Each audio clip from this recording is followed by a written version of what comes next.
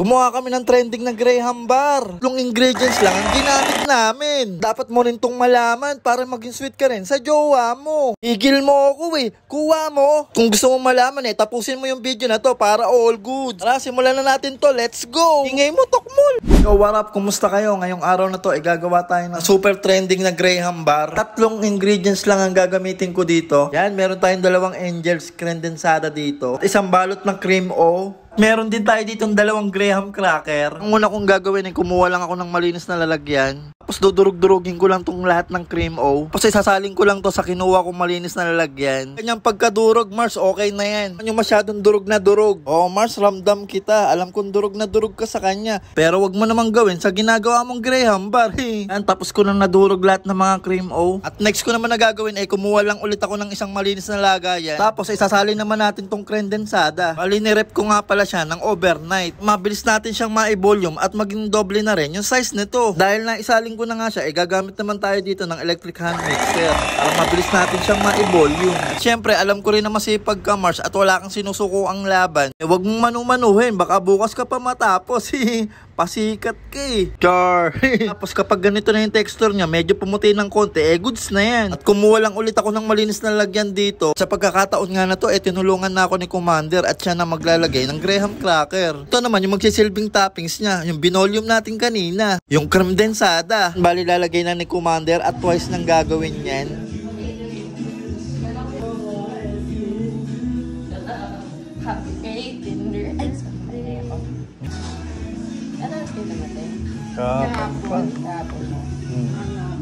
Pagkatapos nga nun nilalagay naman ni Commander yung dinurog kong cream o kanina. Optional lang din po tong cream o. Hindi din kayo maglagay ng mangga. Pero yun na nga ang nakasanayan natin na nilalagay sa Graham, mangga. Iniba ko naman, diba? Mas mura pa yung ingredients niya. Yan, maglalagay lang si Commander dyan ng toppings na creme densada katulad ng ginawa niya kanina. Lalagyan din ni Commander ulit ng Graham cracker sa ibabaw. Dahil tapos na nga mailagay ni Commander lahat, i-rep muna natin siya ng 3 araw. Ay 3 oras lang pala.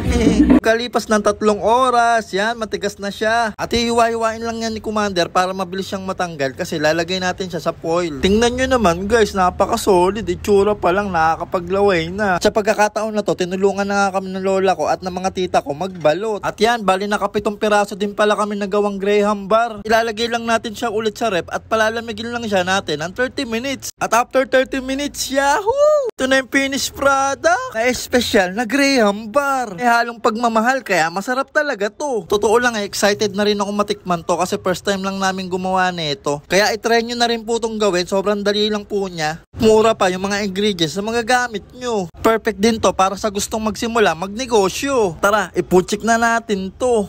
Siksik, ang taba, kaya solid talaga. Wow, heaven, panalo. Perfect ng combination, ang sarap.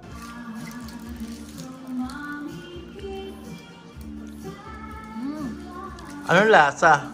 Sarap. Hindi siya masyadong matamis. Hindi nakakaumay.